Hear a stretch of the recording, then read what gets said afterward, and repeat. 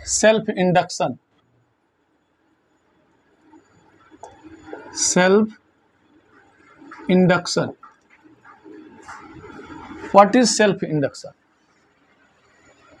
ये क्या होता है? अब देखो, जैसे एक मान लो मैंने कॉइल लिया, सोलेनोइड ले लो, करंट आई पास हो रहा है इससे। यदि करंट की वैल्यू कांस्टेंट है तो मैग्नेटिक फील्ड लाइंस जो इससे क्रॉस करेगा वो कांस्टेंट होगा। मैग्नेटिक फील्ड लाइंस क्या होगा इससे? Constant. Magnetic flux constant. If current constant, then magnetic flux is also constant. Number of magnetic field lines is constant. The induced EMF according to Faraday law क्या होता था? Rate of change of magnetic flux. तो flux तो change हो नहीं रहा, not change. जब तक फ्लक्स चेंज नहीं होगा तब तक इंड्यूस्ड करंट का प्रोडक्शन नहीं होगा, इंड्यूस्ड ईएमएफ का प्रोडक्शन नहीं होगा। Induced current, induced EMF by resistance. तो इंड्यूस्ड करंट तब डेवलप होता है when magnetic flux is changing through a coil. तो यदि किसी भी कॉइल से कांस्टेंट करंट पास हो रहा है तो मैग्नेटिक फ्लक्स कांस्टेंट होगा। मैग्नेटिक फ्लक्स के कांस्टेंट होने से इंड्यूस्ड करंट का डेवलपमेंट नहीं हो सकता, इंड्यूस्ड ईएमएफ का डेवलपमेंट नहीं हो सकता। अब हम क्या करते हैं? यदि हम करंट की वैल्यू चेंज करना शुरू करो, मान लो करंट की वैल्यू हम बढ़ा रहे हैं, इंक्रीजेज, तो करंट की वैल्यू बढ़ाने से इसके अंदर मैग्नेटिक फील्ड की वैल्यू बढ़ेगी।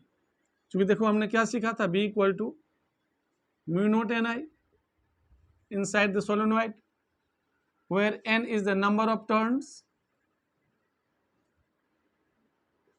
per unit length.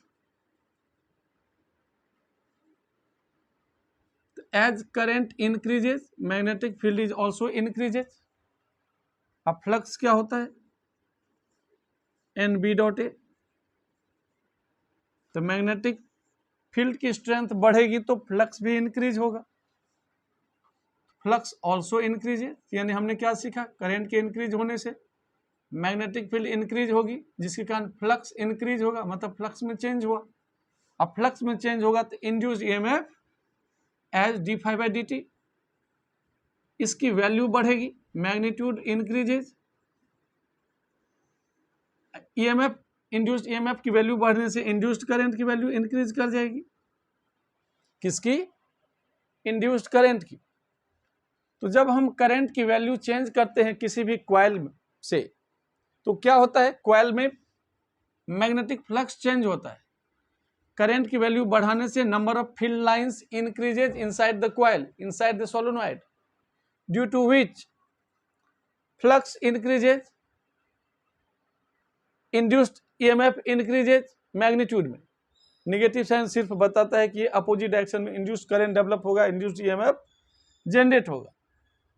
तो इसमें क्या होता है? जैसे फ्लक्स चेंज हुआ वैसे induced EMF and hence induced current developed inside the coil, inside the solenoid. ये जो कॉइल में इंड्यूस्ड ईएमएफ जनरेट होगा, ये करंट यदि इंक्रीजिंग ऑर्डर में है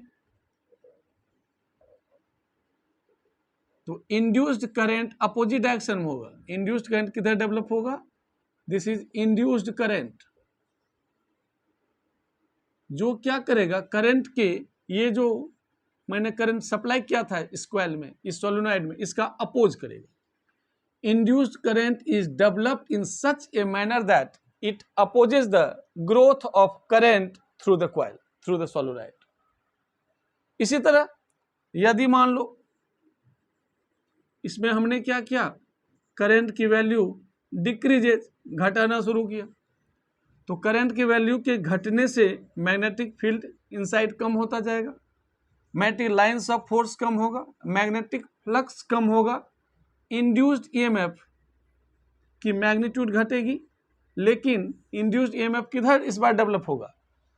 क्योंकि करंट की वैल्यू कम हो रही, इसलिए induced EMF right side develop होगा। Induced current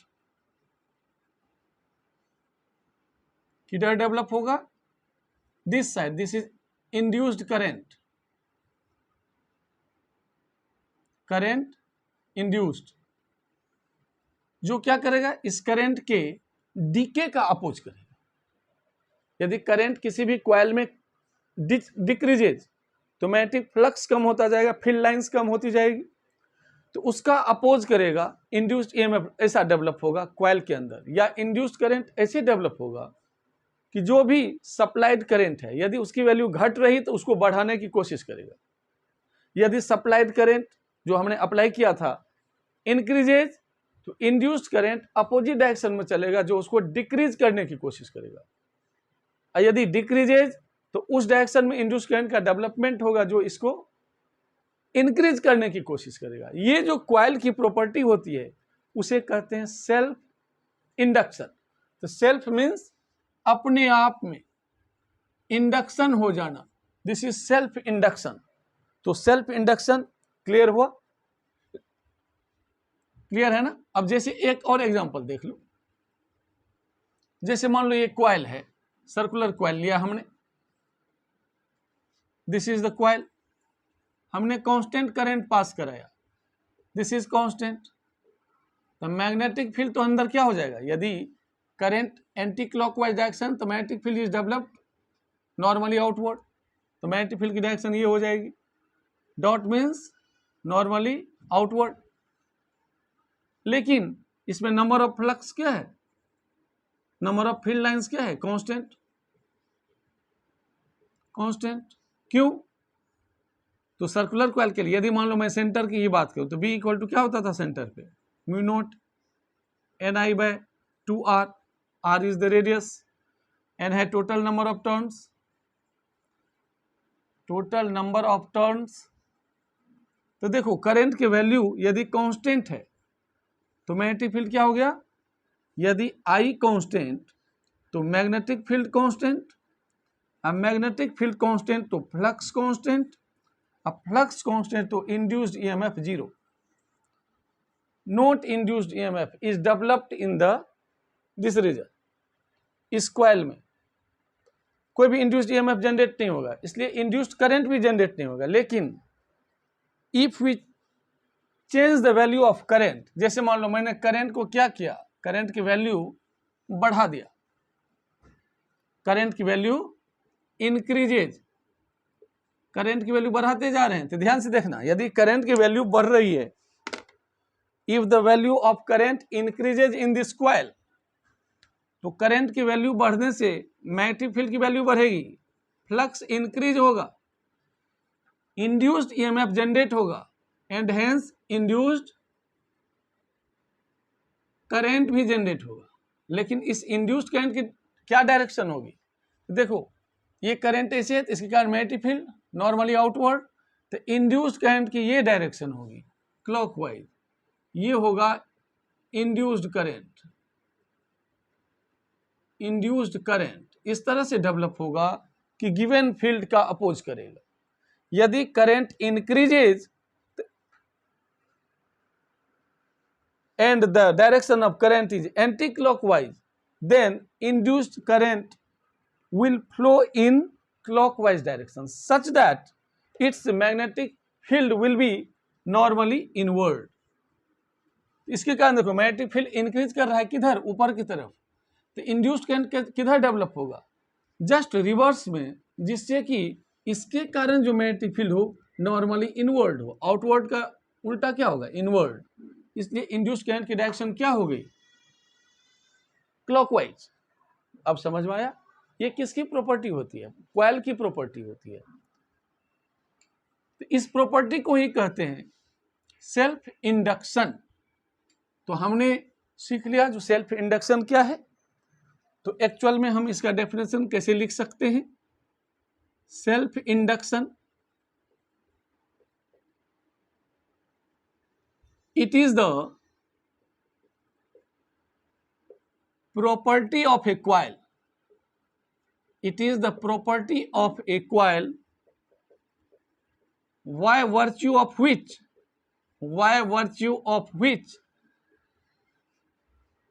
it opposes any change, it opposes any change in the strength of current flowing through the coil, flowing through the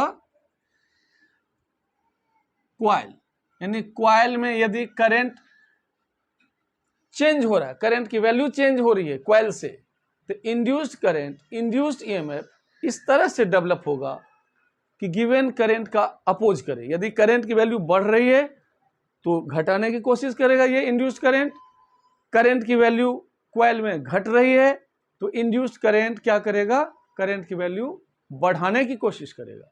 मतलब इसलिए इसको क्या कहते हैं, ये क्या कहता है, just it opposes the change.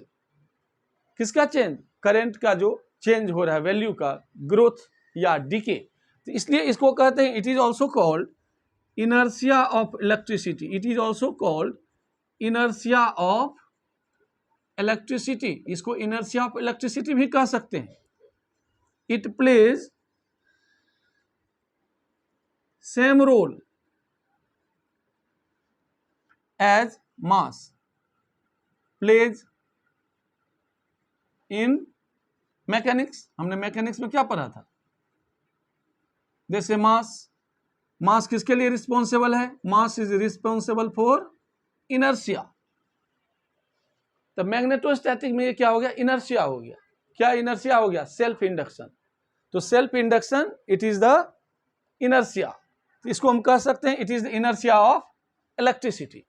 जो रोल मास का होता है it is analogue of mass, हम क्या कहेंगे, it is analogue of mass. Mass भी क्या करता था, मास किसके लिए रिस्पॉन्सिबल था, इनर्शिया के लिए रिस्पॉन्सिबल था, किसी भी चेंज का अपोज करता था। उसी तरह सेल्फ इंडक्शन करंट के किसी चेंज का अपोज करेगा। ठीक है, अब देखो मैथमेटिकली कैसे इसको सीखते हैं।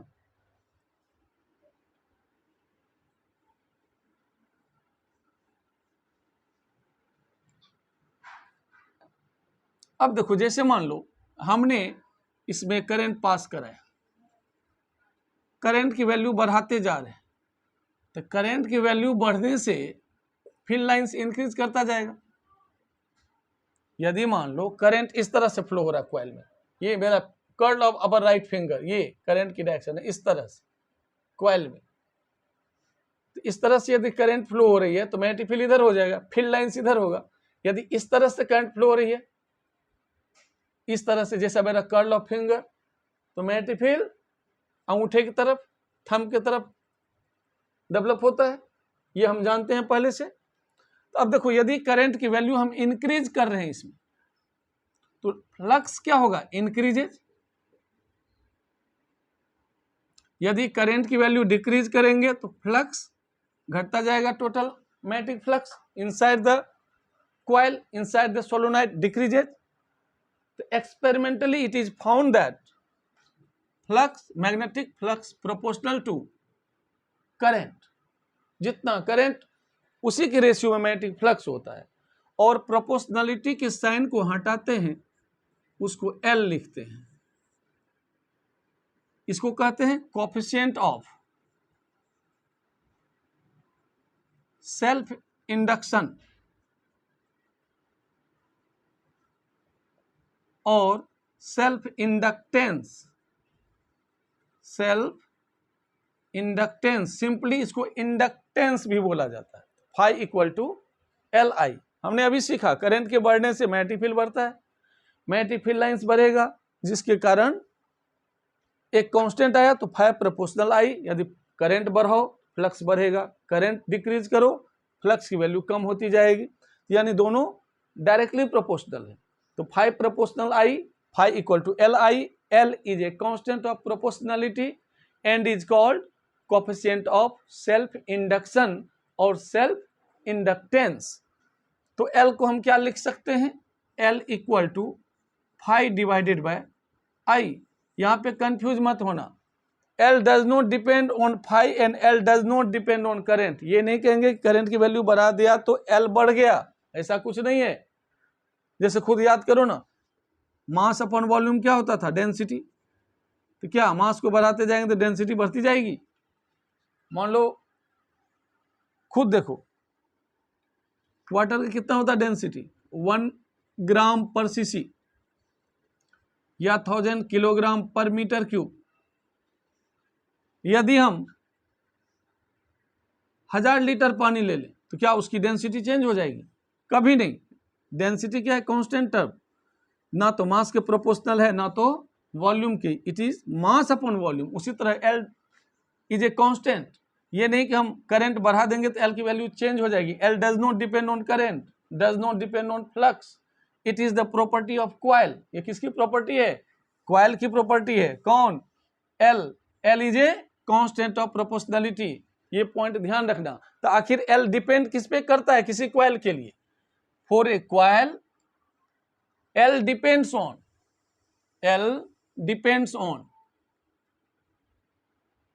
number first, number of turns of the coil, area of cross section, मतलब एरिया कितना है कॉइल का, और nature of material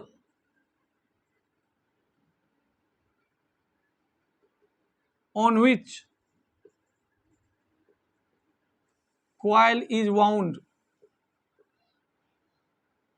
nature of material on which coil is wound. इस पे डिपेंड करता है। ये नहीं कि करंट बढ़ा दिया तो करंट के बढ़ने से उसी रेशियो में फ्लक्स बढ़ेगा। तो करंट के बढ़ने से फ्लक्स बढ़ेगा तो दोनों का रेशियो क्या हो गया? कांस्टेंट ना। एल फॉर गिवन कॉइल क्या होता है? कांस्टेंट होता है। करंट घटाओ फ्लक्स कम हो जाएगा, करंट कांस्टेंट रखो फ्लक्स कांस्टेंट रहेगा।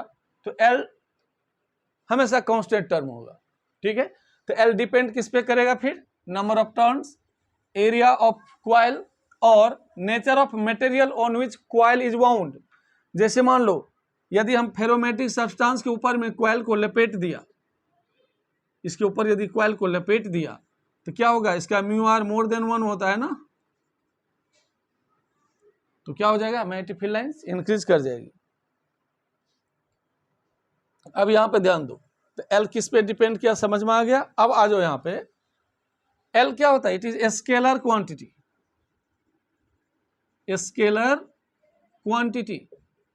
ये वेक्टर नहीं होता है, स्केलर होता है। इसकी यूनिट क्या होती है? SI unit.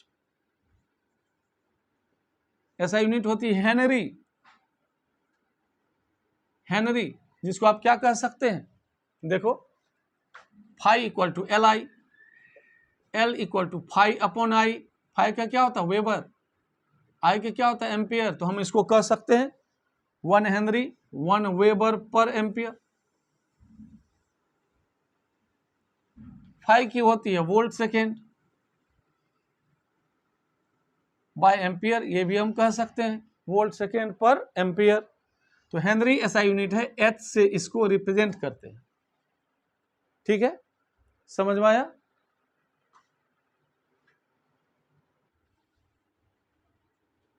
तो हमने क्या देखा? Phi equal to L I, तो magnetic flux, total magnetic flux equal to L I. अब देखो induced EMF, induced EMF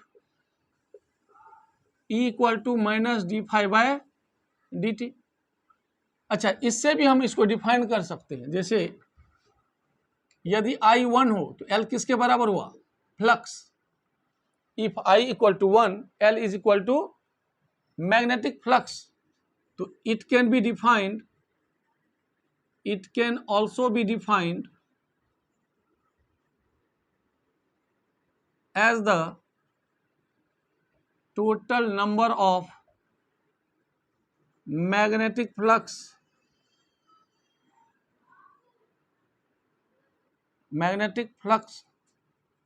linked with the coil when unit current flows through it.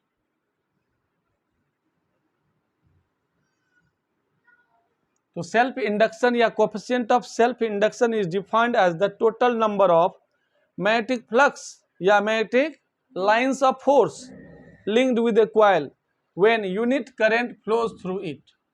अब as induced EMF equal to minus D phi by D T, तो E equal to minus D phi को हम लिख सकते हैं LI by D T, और induced EMF equal to minus L DI by D T. Negative sign क्या represent करता है?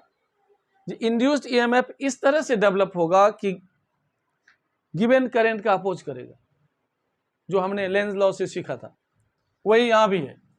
अब इसको हम डिफाइन कर सकते हैं, यदि कहें if rate of change of current is unity, if DI by D T, if DI by D T equal to 1, तो E equal to minus L और L equal to minus E। It means it can, यानी coefficient of self induction, it can also be defined as the induced EMF generated in a coil when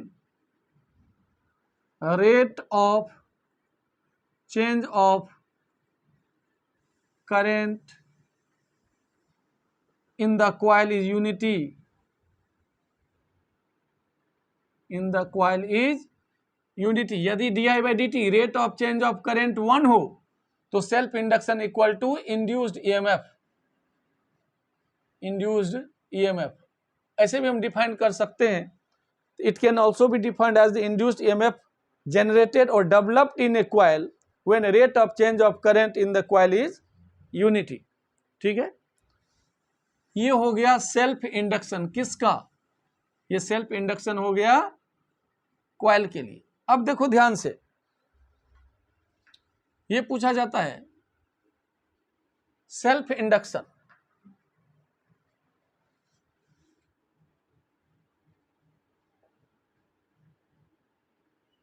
induction in a solenoid, current carrying solenoid. एक current carrying solenoid में self induction हम कैसे निकालते हैं, जरा ध्यान से देखना। तो सेल्फ इंडक्शन हमने क्या देखा, ये कॉइल की प्रॉपर्टी है। ये सोलेनॉइड क्या होता है? सोलेनॉइड क्या होता है? It is insulating metallic wire closely wound in the form of helix.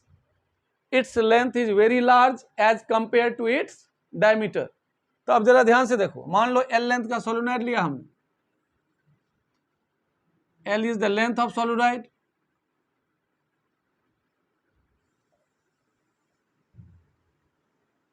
Capital N है टोटल नंबर ऑफ टर्न्स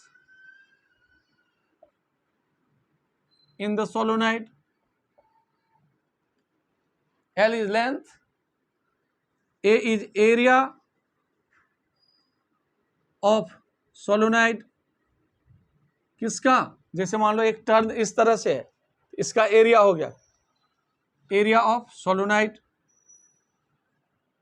तो अब देखो हमने क्या पढ़ा था, inside the solenoid, inside the solenoid magnetic field की कितनी वैल्यू थी? Mu naught NI।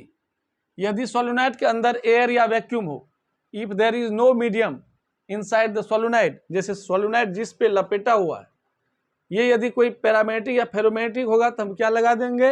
Mu naught mu R। लेकिन यदि सिर्फ कॉइल इस तरह से, सोलेनॉइड इस तरह से है एयर में या वैक्यूम में, तो मैग्नेटिक फील्ड ऑलमोस्ट कितना होता था? म्यू नॉट NI, वेयर जहां पे स्मॉल n क्या है? Number of turns, number of turns per unit length, number of turns per unit length. तो हम यहां लगा सकते हैं mu not N by L into I, this is magnetic field inside the solenoid. तो अब देखो total magnetic flux, total magnetic flux in solenoid क्या हो जाएगा? Flux NB dot A। यदि N number of turns, A है area of solenoid बोलो नहीं, एरिया ऑफ ईच क्वाइल, हर एक क्वाइल का, ईच क्वाइल ऑफ सोलोनॉइड। अब जरा ध्यान से देख रहे हैं यहाँ पे, N times B dot A, तो बी डॉट ए क्या होगा, N B A cos theta.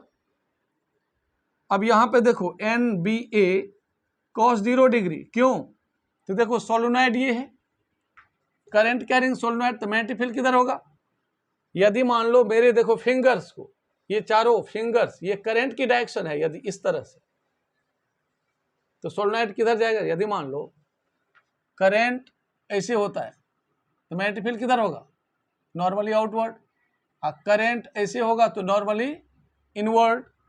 ठीक है, इसी हिसाब से हम करते हैं। यदि करंट मेरे फिंगर के हिसाब से चल रहा है इस तरह से, यहां से देखो इस तरीके से, तो मैग्नेटिक फील्ड राइट साइड, यदि इस तरीके से करंट आ रहा है तो मैग्नेटिक फील्ड लेफ्ट साइड।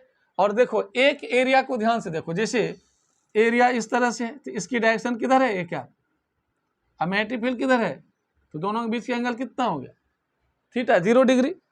तो कॉस कितना हो जाएगा, 0, कॉस 0 1, कितना हो गया, N B A, this is total flux inside the solenoid. अब जरा ध्यान से देखो, यदि टोटल फ्लक्स हमारा निकल गया तो बी का वैल्यू पहले डालो, तो बी इक्वल टू, तो flux equal to N, B का वैल्यू है mu naught N by L into I into A, this will be mu naught N square A I by L, this is the value of total flux inside the solenoid, this is total flux inside the solenoid। अब देखो coefficient of self induction क्या होता है, मिटा दो, यहां ध्यान से देखना, कोएफिशिएंट ऑफ सेल्फ इंडक्शन क्या होता है, L equal to as, L equal to total flux upon current, यहां पे टोटल फ्लक्स का वैल्यू यहां से डाल दो, तो mu naught N square A I divided by L into I, I I cancel, तो टोटल यहां पे देखो नेट यानी एल, एल कितना हो गया, mu naught N square A by small L, capital L क्या है, दिस इज द एक्सप्रेशन। अब देखो कैपिटल एल क्या है, coefficient of self induction, coefficient of self induction, ये क्या है, length of solenoid, length of solenoid, ये है area of each turn, and है टोटल नंबर ऑफ टर्न्स। इसे आपने क्या सीखा, इसे आपने सीखा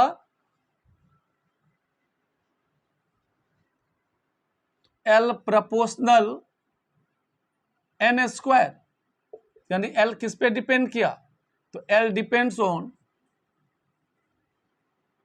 number first, number of turns, number of turns, लेकिन कैसे, तो L proportional total number of turns का whole square. Second, area of coil, area of each coil कैसे है, L proportional A. Third, length of solenoid, length of solenoid, solenoid capital L inversely proportional to small L. तो हमने क्या देखा, solenoid के length बढ़ने से कोएफिशिएंट ऑफ सेल्फ इंडक्शन की वैल्यू कम होगी, एरिया के बढ़ने से बढ़ जाएगा, एन स्क्वायर से इंक्रीज करेगा। और फोर्थ, यहां पे हमने म्यू नोट कब लिया था, जब एयर या वैक्यूम था मीडियम। लेकिन यदि कोई और चीज हो, जैसे मान लो हमने एक सिलेंडर ले लिया था आयरन का, उसके ऊपर कॉइल को लपेटा था, इंसुलेटिंग कॉइल, तो क्या हो जाएगा, म्यू आर भी आ जाएगा, रिलेटिव मैग्नेटिक परमिएबिलिटी आ जाएगी उसके साथ, क्योंकि एयर के लिए तो 1 होती है, बाकी के लिए तो 1 नहीं होती है। तो फिर फॉर्मूला ये चेंज होकर क्या हो जाता, यदि कोई मीडियम इनसाइड द सोलोनॉइड होगा तो ये फॉर्मूला हो जाएगा L equal to mu nought mu R N square A divided by L. तो यानी चौथा किस पे डिपेंड किया, फर्स्ट सेकेंड थर्ड, किस पे, नेचर ऑफ मटेरियल,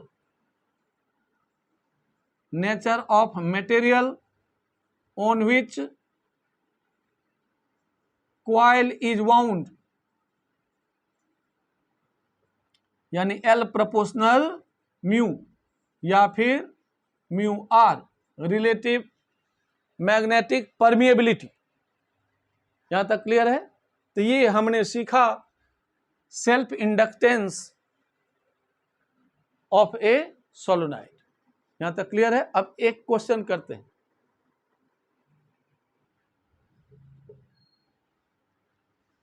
अब देखो क्वेश्चन क्या कह रहा है, what is the self inductance of a solenoid. तो हमने क्या पढ़ा, L equal to mu not N square A divided by L। L क्या, length of solenoid, N is total number of turns, A is area of cross section. तो अब देखो question में क्या गिवन है, हमें लेंथ गिवन है 40 centimetre, that is 0.4 metre. Total number of turns is 800। Area of the coil is 0 नहीं है ये, 20 centimetre square, 20 centimetre square equal to 20 into 10⁻⁴ metre square. डाल दो वैल्यू, म्यू नॉट की वैल्यू कितना होता है, 4 pi multiplied by 10⁻⁷ n square 800 multiplied by 800, area 20 multiplied by 10⁻⁴, और लेंथ ऑफ सोलोनॉइड 0.4। तो देखो डेसिमल से ऊपर आ गया एक 0, 4 से काट सकते हैं डायरेक्ट इसको, 4 को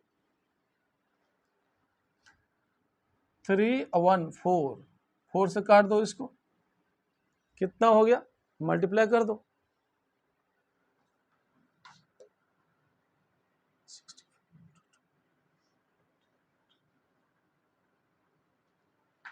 2 0 से इसको +2 कर दो, तो हो गया 128 इंटू 3.14 10⁻⁵। तो 128 को करो 3.14 से,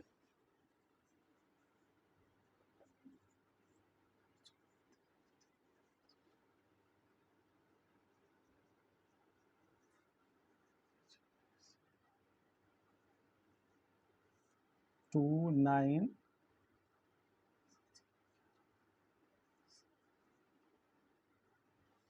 4.0 0.92 into 10⁻⁵, 4.019 into 10⁻3, this is the value Henry.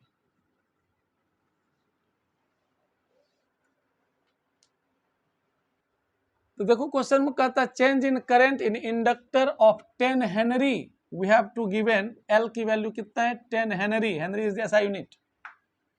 EMF induced, induced EMF कितना है 300 वोल्ट, यदि मैग्नीट्यूड लेंगे तो 300 लेंगे, अगर अदरवाइज माइनस डालेंगे, क्योंकि इंड्यूस्ड ईएमएफ हमेशा अप्लाइड का अपोजिट डायरेक्शन में होता है।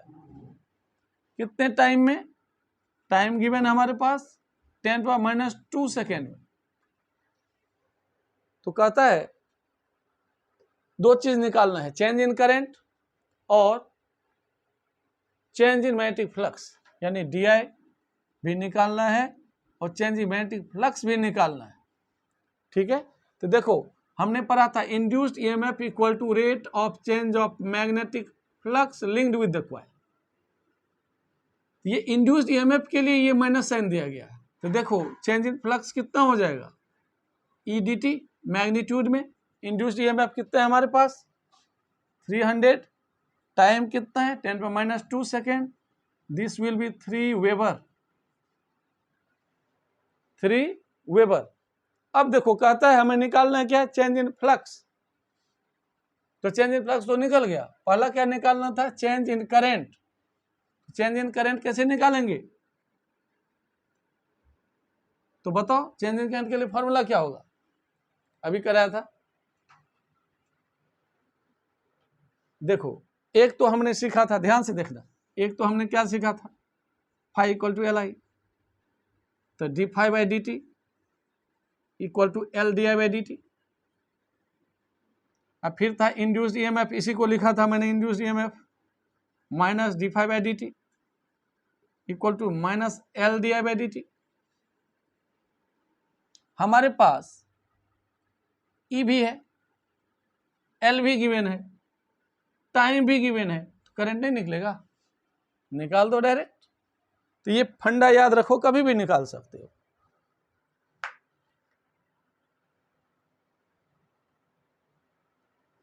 तो D I by D T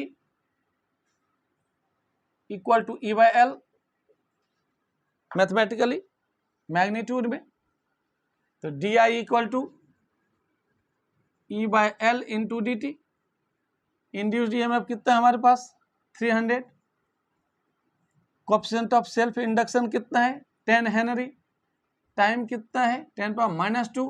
तो this will be 0.3 ampere. This is the value of change in current in the inductor. ऐसे हम क्वेश्चन करते हैं।